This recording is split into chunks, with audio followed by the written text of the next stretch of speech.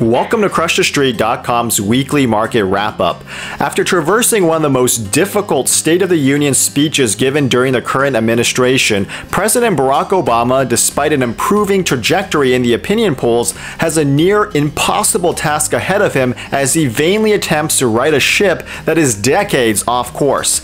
Undoubtedly, the greatest challenge for the progressive liberal and the so-called champion of disenfranchised social groups is the Republican-controlled Congress, which is likely to shut down further attempts at de facto collectivization.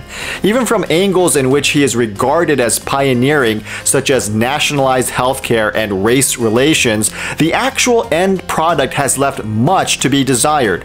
But the single greatest threat to the future prosperity of the Democrat Party, economic growth, is an element that can neither be controlled nor modulated with an appreciable degree of long-term success. First on President Obama's economic agenda is the pejoratively labeled Robin Hood tax, which seeks to resolve the growing wealth disparity by increasing the tax burden on the affluent. According to a report by anti-poverty charity Oxfam, the world's richest 1% will control over 50% of global wealth next year, thus laying the moral framework for the proposal. While his heart may be in the right place, the heightened liability towards financially successful individuals and institutions contradicts the president's own words during the State of the Union address, in which he promised an incentivization program to bring jobs back from overseas locations and into domestic facilities. A higher tax profile could potentially negate any benefits gained through domestic production, thus inducing the very status quo that Obama promised he would change.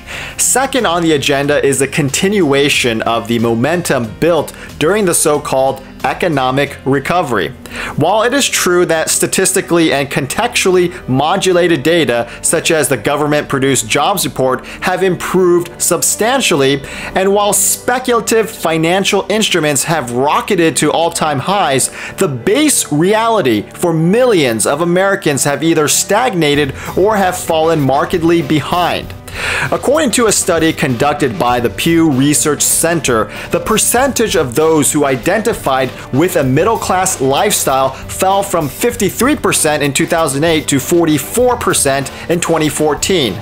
Within the same time frame, those who felt that they were in the lower class rose from 25% to an alarmingly high 40%. Another key statistic is the home ownership rate, which was around 67% when Obama took office, but has since fallen further to approximately 64%.